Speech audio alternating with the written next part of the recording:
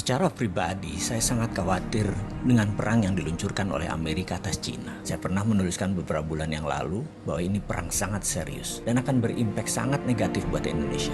Benar loh, dan menurut saya kita belum melakukan antisipasi apapun. Jangan menganggap saya ini lebay. Tapi apa yang terjadi kalau efek perang dagang ini memukul Amerika? Atau dengan kata lain, Amerika yang kalah. Amerika yang merasa sebagai New World Order mendapat tantangan dari pasukan kuning Cina. Dan kalau Amerika sampai kalah, dunia berubah kutubnya. Bergeser centrum of gravitatis kalau bahasa intelijennya. Dan kita bisa lihat apa yang terjadi jika nanti benar ramalan saya ini terjadi. Kita semua tahu menjadi penguasa dunia itu sangat menguntungkan, baik secara ekonomi, apalagi secara politik. Amerika sudah menikmati 70 tahun hingga saat ini, dan sekarang mendapat tantangan dari negara Cina. Mungkin saat ini kekuasaan Amerika tinggal 50% pengaruhnya terhadap dunia. Ada yang menganalisa mungkin lebih kecil, alias Amerika jadi negara sunset, dan Amerika tahu itu. Amerika panik. Saya pernah menulis bahwa Roma, Bizantium, dan Konstantinopel menguasai dunia hampir 1000 tahun. Dalam 1000 tahun itu, Roma ditantang 8 kali oleh kaum barbar versi Roma. Namun akhirnya tumbang juga oleh Genseric. Ini tidak usah saya ceritakan kali ini, tapi saya tulis lengkap di buku hitam. Jangan pernah berkata saya tidak pernah memperingati Anda. Kita balik ke cerita tentang Amerika dan perang dagang dengan Cina. Sekarang belum 100 tahun Amerika sudah mendapatkan tantangan super hebat yang Amerika tidak pernah bayangkan sebelumnya. Secara militer, mungkin Amerika masih mendominasi. Namun secara teknologi, Cina sudah menyamai. Secara perdagangan, Cina sudah menguasai dunia.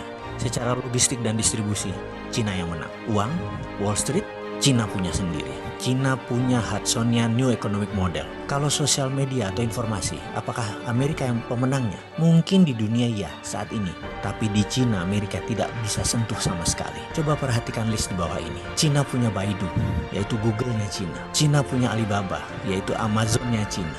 Cina punya Didi Sucing, Uber-nya Cina. Weibo adalah Twitter-nya Cina. Renren adalah Facebook-nya Cina. WeChat adalah WA-nya Cina. Youku adalah YouTube-nya Cina. QQ adalah Gmail-nya Cina. Dia sudah lengkap untuk mengantisipasi semua hal yang Amerika unggul kesannya secara teknologi atau sosial media. Bahkan ketika perang teknologi dilancarkan oleh Trump, setelah 5 kali serang Cina dengan tarif barang Cina dinaikkan 25%. Kemudian Trump melarang Android untuk dipakai Huawei. Apa yang terjadi? Ternyata Huawei sudah punya platform OS sendiri yang bernama Hongmeng OS, sehingga tidak terlalu berpengaruh. Amerika kecele berat di situ. Huawei chipnya ternyata 50% sudah buatan sendiri. Dan 5G tidak pakai platform ZTE yang Amerika punya. Di sisi bisnis, Huawei sudah dipakai sebagai platform operator telekomunikasi di 100 negara di dunia ini, yang membuat Huawei tetap beroperasi sebagai penyedia alat telekomunikasi dunia. Bayangkan ketika 100 negara tersebut memakai 5G tahun depan ya, apa yang terjadi dengan Amerika? Amerika bisa hilang, Amerika bisa menjadi negara mediocre. Dan itu dimulai tahun depan, tahun 2020. Prediksi saya, yang mudah-mudahan kali ini salah, Amerika akan mengalami inflasi besar di tahun 2020. Di sisi lain, tahun itu juga tahun politik di Amerika. Trump pasti habis-habisan akan berjuang untuk jabatan kedua kalinya, yang akan membuatnya semakin tidak terkendali memblok barang-barang Cina, yang akan membuat harga retail, harga di Amerika naik 20%. Karena ketergantungan akan produk Cina di Amerika sudah lebih dari 40%. Efeknya, bayangkan di tahun 2021. Dunia bisa kena resesi imbas resesinya Amerika. Dan ini bisa memicu sebuah kata bijak.